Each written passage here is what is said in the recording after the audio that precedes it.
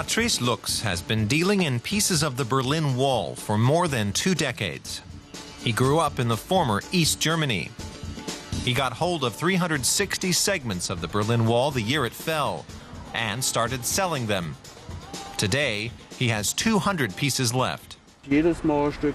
Every piece of the wall is treated with the same love and affection. There's no difference. The one thing we look at is what shape it's in and whether it's broken. It's reinforced concrete, so most of it is in very good shape and fit to weather the next 500 years.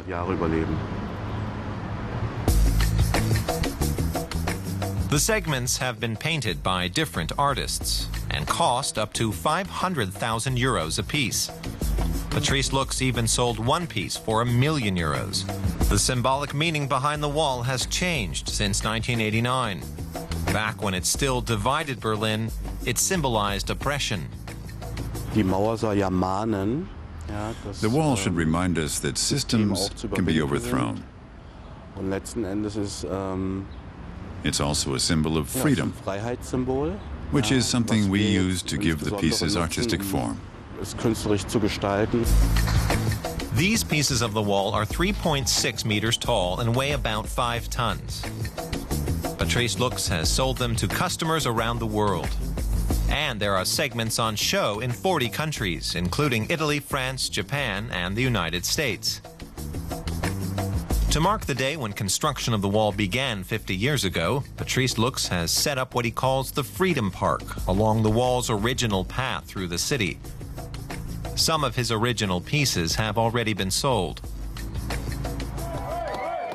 The fall of the wall in 1989 gave rise to a lucrative new industry. People started chipping away at the east-west barrier and selling the pieces.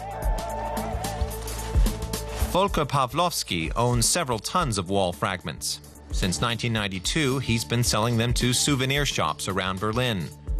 He also owns the patent for postcards that contain chips of the wall, known as clip cards. His patented acrylic-encased chunks of the wall sell for about €5. The Berlin Wall business is booming, and many tourists visiting the German capital want to take a piece home. We have a small part of the mirror because we came in 1991, and you could take a part from the mirror. So mine is about like this, and now it's in Mexico, just as a particular souvenir. Even 2 decades after the collapse of communism, the trade in wall fragments is still big business. Over time, buyers have become increasingly curious whether the pieces are authentic. It looks like this. If you want to see if the piece is real, it's hard to tell by the color.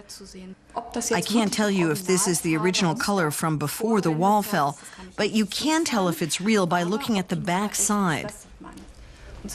You can still see the imprint of a piece of wire here. This piece costs about €55, a price many tourists are glad to pay to get the real thing. I would say that Americans are the ones who are really excited about having the real thing. They'll buy really big, heavy pieces, even though they have a long way to travel. German porcelain manufacturer Rosenthal has been making miniature versions of the wall for the past 2 years. Sibylle Stader is in charge of merchandising. This €60 piece is designed by Patrice Lux. To us, they're little representatives of peace, in the sense that they harken back to the peaceful revolution. And you can collect them and build a little wall of your own.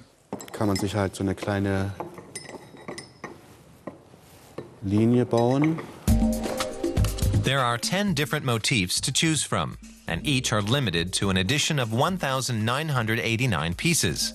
After all, the wall fell in 1989.